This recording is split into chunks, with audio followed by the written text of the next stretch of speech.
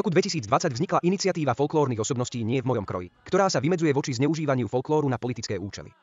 Prečo majú politici neustále to pokušenie? Má to dlhú tradíciu, nejde o záležitosť posledných rokov.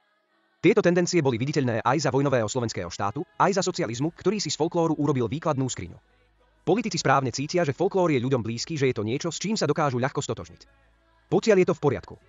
Problémom je, keď sa naša ľudová kultúra nepravdivo a účelovo interpretuje, vtedy im dobre slúži na hľadanie vnútorného alebo vonkajšieho nepriateľa, na polarizáciu spoločnosti. Keď potom vidíme politikov, ako navštevujú folklórne festivaly, ako si obliekajú ľudové košele a fotia sa v nich, prebúdza to v nás výkričníky.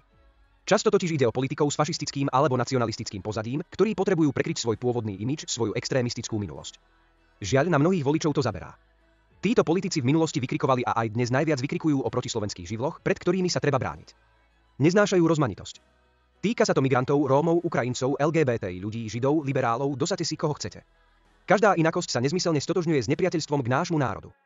Pretláčanie obrazu jednoliatej slovenskej kultúry je však nebezpečné. Stačí si pripomenúť našu nie až takú dávnu históriu.